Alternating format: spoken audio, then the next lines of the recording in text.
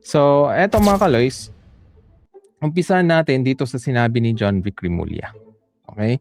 Ito po ang dami talagang naiinis sa halatang pambubudol nitong si John Vic Rimulya na parang parang case closed, parang kabral na rin, 'di ba? Na kung sino yung huling kasama nung nabuhay pa yung biktima ay yun na nga, parang ayaw na interviewin na. Ayaw nang kumbaga ayaw balikan na, "Oy, bakit nagkaiba yung mga salaysay niyo?" So ibig sabihin nun ay meron kayong tinatago, 'di ba? Pero dinidefend pa niya at gumagawa pa siya ng another story na talagang maiinis ka, right? Sana sinama nga yung pangalan ni John Vic dun sa kabaong para hindi rin makatulog, right?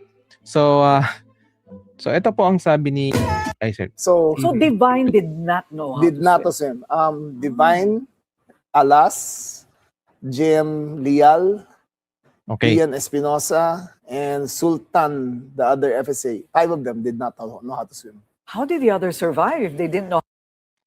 Sultan, okay, and the other FSA. Actually mga kaloys, may nabasa ako na out sa 17, 'di ba? 17 lang yung kailangan sa listahan, so 20 sila. So, yun na nga, may competition sila doon sa team building daw pero ano pala, try out.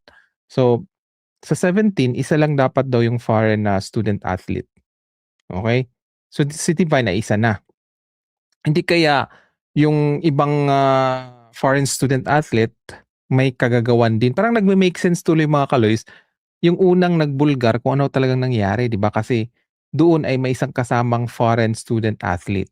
'Di ba? Yung story doon is um, si Rene kasi daw ay inilublob, okay? Yung post, 'di ba, inanalyze natin. Kasi parang ano rin siya, witness siya, wala siyang pangalan, pero kung ang story niya ay magtutugma, 'di ba?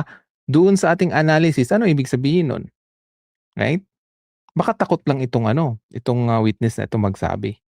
Right? So, yun na nga. So, isang foreign student athlete lang. So, syempre may competition si Divine Adili na kapwa din foreign student athlete kasi isa lang pipiliin dun sa 17. Okay? Yun daw ang rule ng UAAP. So, maraming Pinoy na player, isa lang ang foreign. Right? So, dito sinabi ni John Vic yung limang hindi marunong lumangoy. So, what happened to 15 players na marunong lumangoy? Just imagine mga kaloys kung 5 sila nahirap lumangoy, so 15 yung marunong, so ibig sabihin nun, pwede sa isang hindi marunong lumangoy, dalawa ang marunong lumangoy na sasagip. So bawat isang hindi marunong, pwede yung dalawa na marunong lumangoy sasagip. Plus may mga coaches pa. How come may dalawang nalunod? Yung isa hindi marunong, yung isa marunong. So yun yung mga hindi clear, pero ito dinagdagan pa ni John Vic Rimulya na head ng CIDG. Amo ng CIDG. How to swim. Si GM Lial was very smart. Pag tuwing dadadash sa ilalim, tatalon siya. Si mga kaloys ngayon lang ako nakakita ng ganitong survival na method. In-explain nila rip current. Bakit kailangan nilang maging rip current yun? Kasi yun na nga, gusto nilang i-pinpoint or magiging fall guy itong si Coach Tab. Inilaglag na si Coach Tab. Okay? Na si Coach Tab ay hindi naman kasama doon. Siguro nag-supervise siya pero yun na nga. Sinong katabi ni Rene bago yung alon? Si Sam Reyes at saka si Kiefer. Diba? Inanalyze na natin yun na hindi nagme-make sense yung sinabi ni Kiefer na nandun siya sa top 5 sa malalim hindi na siya marunong lumangoy. Diba? So yung top 15 na marunong lumangoy nandun sa mababaw. Parang hindi nagme-make sense yung story ni Kiefer nga. So, yun ang mga kaloys. Sabi ko, what's the tendency kung hindi ka marunong lumangoy, gagawin mo yung sinabi ni John Vic na smart idea. Yung bababa ka, tapos tatalon ka. Right? Tapos, yung marunong pang lumangoy, kagaya ni Rene, ay siya pa yung nalunod. Kaya nga, pinuntahan ng parents ni Rene yung dagat mismo. Diba? Tapos sinabi ng nanay ni Rene, kung ganyan lang ang alon, okay, kaya yan ni Rene. Kasi lumaki siya sa tabing ilog eh. Right? At ako rin mga kaloys, yung parents ko nga, doon din sa area yung sa Agusan River. nakikita ko yung kung gaano yung current, okay? So, sanay-sanay yung mga tao dun na lumangoy na ganun yung current. Parang trained sila tapos 'di ba mas magaan pa yung katawan mo 'pag sa dagat kaysa river. So, paano ka nalunod? Yun yung hindi ma-explain na gusto ng nanay ni Rene na masabi ang katotohanan. Pero nagtatago yung mga players, 'di ba? Sa 15, yun pa rin ang ano nila.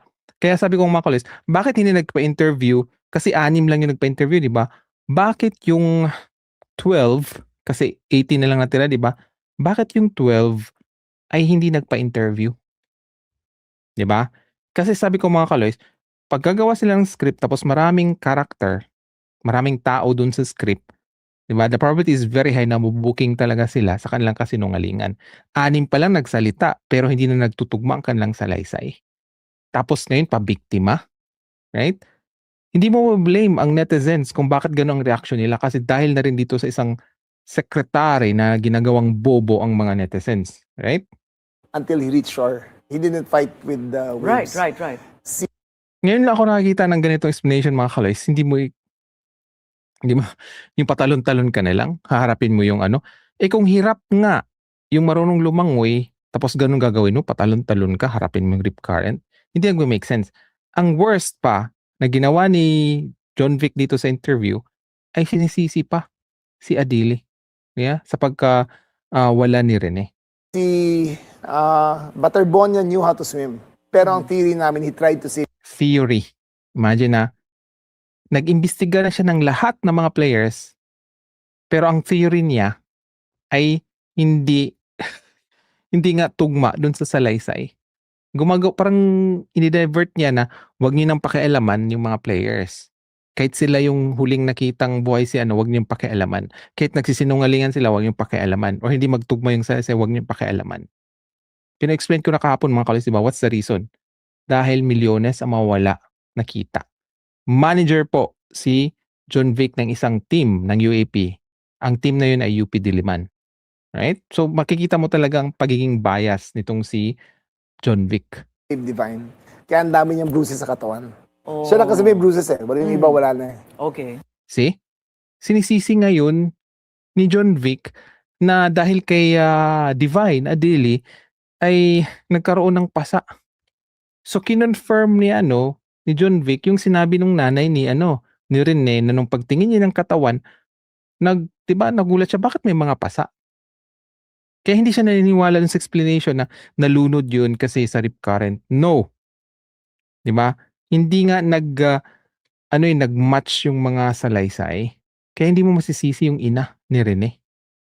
Tapos ngayon, ito pang sasabihin ni ang daming react mga kaloys na grabe naman si Adeli, parang ikaw na hindi marunong lumangoy tapos lulunurin mo yung right? For sure yun si Rene siguro kung sinisave man niya.